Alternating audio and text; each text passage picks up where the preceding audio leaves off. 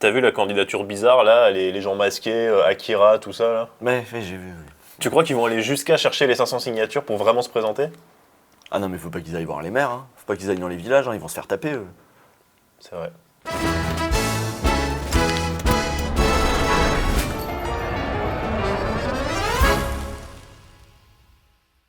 Bon alors le casting, on va continuer à vous présenter les rigolos un par un. Non mais attends, parce qu'il y a eu le débat Zemmour-Mélenchon, il y a eu le résultat de la primaire écolo, on pourrait parler de ça aussi. Non, on va parler d'Olivier Faure. Ah, c'est une bonne idée ça.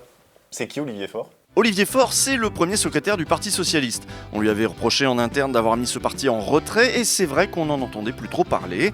Il avait même un temps été question que le PS s'efface derrière une candidature écolo pour la présidentielle. Aux européennes, le PS s'était rangé derrière une tête de liste venue de Place Publique, Raphaël Glucksmann. Je me souviens de lui, par contre j'ai toujours pas compris pourquoi il voulait sauver les Ouigo. Alors ok, c'est pas cher, mais tu fais aéroport Saint-Exupéry, Marne-la-Vallée, faut arriver 30 minutes en avance, en plus faut prendre le Rhône Express, ça coûte 15 balles, vraiment c'est abusé quoi. De quoi tu parles? Non, parce qu'en fait, le TGV normal, ok, c'est cher, mais au moins tu fais Pardieu, Gare de Lyon, et puis t'es tranquille. Il faudrait revoir les grilles de tarification de la SNCF en fait, parce que moi c'est pas comme ça que j'imagine la France quoi. Désolé monsieur Glucksmann, hein. Bon, on arrête là? Bon, le PS ne va pas se retirer cette fois-ci, apparemment. Hidalgo y va, elle l'a dit à Rouen. J'ai décidé d'être candidate à la présidence de la République française. Je veux aussi que les professeurs de nos enfants, les soignants, les policiers, les gendarmes, les pompiers, les soldats qui nous protègent soient aussi enfin considérés pour leur contribution essentielle à notre vie commune. Voilà, super, on est content, un discours pas trop long mais quand même bien chiant, hein. Niveau ambiance, la seule différence avec la messe, c'était les applaudissements forcés. Le respect de la laïcité et de la démocratie, le respect du dialogue et de la parole donnée. Les maîtres mots de ce petit speech, c'était considération, respect Et foot de rue. Bon, le C'est respect, applaudi, c'est voilà, applaudi. on aura retenu le respect. Hein. Quand Anne Hidalgo fait une longue énumération de tout ce qui, selon elle, mérite le respect, elle fait plaisir à tout le monde, mais sur le fond, elle ne dit rien à personne. Bon ok, elle a pas dit grand-chose, mais elle a quand même dit quelques petits trucs qui aident à situer le ton de sa campagne. Cette France de la fraternité se divise en groupes hostiles, en communautés séparées, en factions qui expriment leur amertume. Alors là, moi j'ai entendu communauté séparée. C'est quoi? Communauté, communautarisme, séparé, séparatisme. Alors on a Hidalgo qui parle comme Darmanin finalement, pour qui veut l'entendre. D'ailleurs, Le Point avait titré un entretien avec elle « Je ne ferai pas campagne sur le wokisme », une phrase qu'elle n'a pas exactement prononcée, mais que son équipe de campagne ne renie pas, à commencer par un de ses adjoints qui retweet même avec un petit hashtag universalisme. Et puis on sait toujours pas exactement ce que c'est le wokisme. Bah c'est les trucs trop de gauche que la droite et les boomers n'aiment pas. Anne Hidalgo a de toute façon prévu de faire une campagne républicaine. Elle sort un bouquin, Une femme française, sur son parcours et son assimilation à cette belle France universaliste qu'il faut aimer parce qu'elle est républicaine et que tout ce qui nous sépare nous divise alors qu'il faut se rassembler, etc. etc. C'est marrant ce bouquin là, ça m'en rappelle un autre qui s'appelait Pas une goutte de sang français. C'était écrit par un autre espagnol, d'ailleurs il a quitté Barcelone il y a pas longtemps. Pardon, Busta qui est? Et si Manuel Valls n'est pas dans l'équipe de campagne d'Anne Hidalgo, on y retrouve malgré tout beaucoup de ses proches. Voilà, il n'y a pas l'original mais il y a le variant d'Elga. Alors pourquoi cette campagne? Pourquoi cette ligne politique qui n'a pas permis à Valls de remporter la primaire en 2017 face à Benoît Hamon permettrait aujourd'hui au PS de remporter la présidentielle de 2022? Eh ben peut-être que c'est juste pas le projet de gagner. Et pour comprendre le plan des socialistes, il valait mieux suivre le 79e congrès du Parti Socialiste à Villeurbanne et écouter attentivement le discours d'Olivier Faure. Attends, c'est qui déjà? Au congrès du PS, le premier secrétaire s'est montré combatif, il a longtemps fustigé les injustices de ce monde injuste. Je n'en peux plus de ce monde qui tourne à l'envers. C'est quoi ce monde?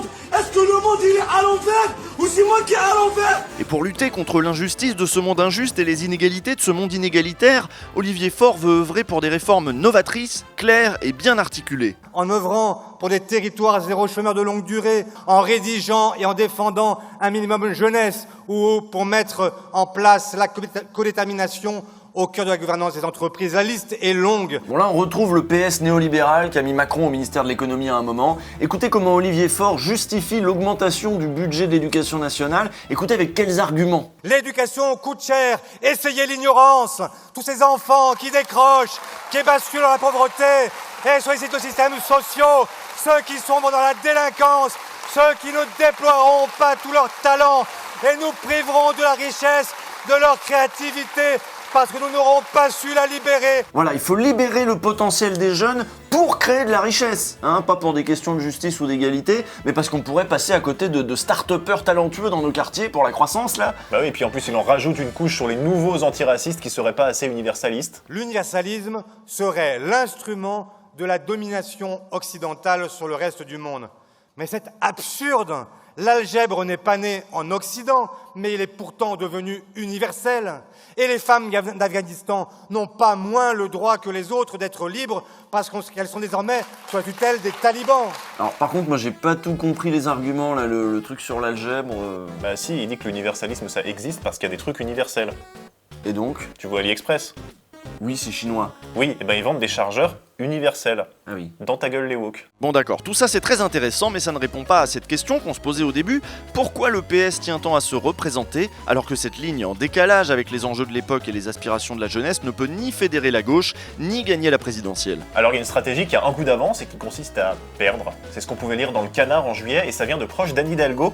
L'objectif n'est pas cette présidentielle ingagnable, mais celle de 2027. L'idée c'est donc de passer devant Jadot, de perdre, mais de se positionner en tant que première opposante et de récolter les fruits d'un éventuel effondrement de Macron en 2027. Donc quand on en aura fini avec la Startup Nation déchaînée de la bourgeoisie en feu, là, on va passer à la bourgeoisie startup respectueuse, ce sera l'alternance. Alors c'est un plan qui ne tire aucune leçon de l'échec du mandat de François Hollande, dont il ne prononce jamais le nom, c'est Voldemort le gars, et ils font également comme si la France n'était pas déjà en voie de fascisation, avec 2 candidats d'extrême droite en embuscade, un Macron darmanisé et un Xavier Bertrand dont les propositions sécuritaires feraient passer Sarkozy pour un fan de David Dufresne. Bref, c'est un plan de merde, mais perdre en 2022, ça n'est pas le seul objectif d'Anne Hidalgo. Si les effectifs militants du PS ont fondu depuis 2017, le parti se sent quand même requinqué par les scrutins régionaux, départementaux et municipaux, où il ne s'est pas complètement effondré, loin de là. Le PS est toujours un parti d'élus, et c'est un parti qui veut croire à sa renaissance. Nous sommes redevenus la force motrice de la gauche et de l'écologie.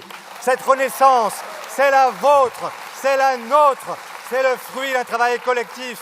Merci, merci d'avoir tenu bon, merci d'avoir gardé la vieille maison quand tant d'autres la fuyaient ou la trahissaient. Et là, il y a une expression intéressante, c'est celle de vieille maison, qui revient plusieurs fois dans la bouche d'Olivier Faure. Ah mais c'est lui Olivier Faure? La vieille maison, c'est une expression qui date du début du siècle dernier. Ça désignait la SFIO, l'ancêtre du Parti Socialiste. À l'époque du congrès de Tours, le débat c'était de savoir s'il fallait rejoindre ou non les camarades russes dans la toute jeune 3e internationale.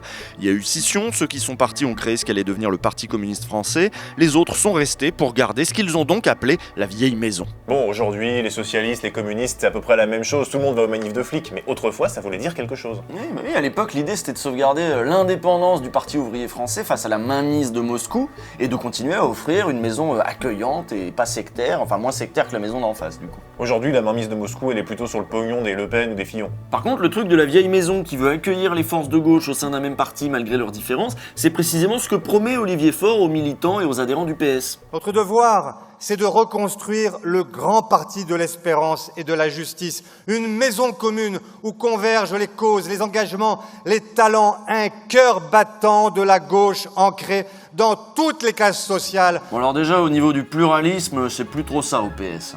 Bah oui, on peut déjà le voir au fait que cette fameuse ligne valsiste portée par Faure et Hidalgo a recueilli les 3/4 des suffrages des adhérents au dernier congrès. Ça s'explique facilement. Les adhérents du PS plus à gauche sont partis chez Hamon ou Mélenchon, les adhérents ou les cadres plus à droite sont partis chez Macron, beaucoup d'autres sont sans doute juste partis acheter des clopes, bref, il ne reste que ce noyau dur d'élus, un peu techno, un peu printemps républicain et toujours aussi pro-business. C'est sans doute pour ça qu'il n'y a pas de débat dans ce parti. Le peu d'opposants à la ligne majoritaire est prié de se taire, il n'y a pas de primaire, il n'y aura pas de débat public sur la stratégie pour 2022. Et c'est Stéphane Le Foll, un hollandiste historique et opposé à la motion victorieuse, qu'il a dit dans Paris Match, il a dit « S'il n'y a pas de débat, c'est la mort du parti. Déjà qu'il n'y a plus de militants, si on enlève les débats, c'est la dégringolade, il restera plus rien. » Dans cet espace politique entre LREM et les Insoumis, ce n'était pas au PS qu'il fallait chercher du débat ces dernières semaines, c'était plutôt chez Europe Écologie Les Verts et ses alliés. Leur primaire semble avoir été un succès, on y a même vu s'exprimer des sensibilités différentes qu'on a retrouvées dans les résultats serrés du premier tour. Sociologiquement, on l'a vu lors des derniers scrutins, les électeurs du PS et des écolos sont très proches. Ouais, de là à dire que les Verts, c'est la prochaine grande maison qui va pouvoir accueillir toutes les sensibilités de la gauche, il n'y a qu'un pas, bon, il est peut-être encore un peu tôt pour le franchir, mais en tout cas, c'est ce que semble penser Julien Bayou, le premier secrétaire de ELV. Clairement, le vote Mitterrand, en 81, il a été un peu le réceptacle ou le catalyseur, à la fois du socialisme municipal, c'est-à-dire que les socialistes avaient gagné beaucoup de villes en 77, et puis des radios libres, ce qui est intéressant comme jonction. Et je pense qu'aujourd'hui, effectivement, c'est le vote écolo. Pour l'instant, c'est peut-être un peu prématuré, mais quand même, à mesure que le PS perdait des militants, ELV il gagnait des villes, il récupérait des militants, il accueillait toute une nouvelle génération de jeunes qui étaient venus par les marches climat et toute une série de mouvements écolos. Voilà, ce qui manque encore au Vert, à la limite, c'est une base sociale un peu plus large qu'avait le PS dans les années 80, puis une base sociale aussi un peu plus populaire. Ces nouveaux cadres d'Europe Écologie Les Verts, en effet, ils sont diplômés, ils sont plutôt urbains, il y a tout un lien avec les classes populaires qui reste encore à construire. Mais ce qui est intéressant, c'est que ces cadres-là, ces enfants de la classe moyenne supérieure, eh ben il y a 10 ans, ils seraient allés au PS peut-être, voilà, et pas là. Malgré la renaissance de la vieille maison, du parti d'Olivier Faure et d'Anne Hidalgo, ça convainc pas. Ah mais je vois qui c'est Olivier Faure maintenant. À lundi dans 2 semaines.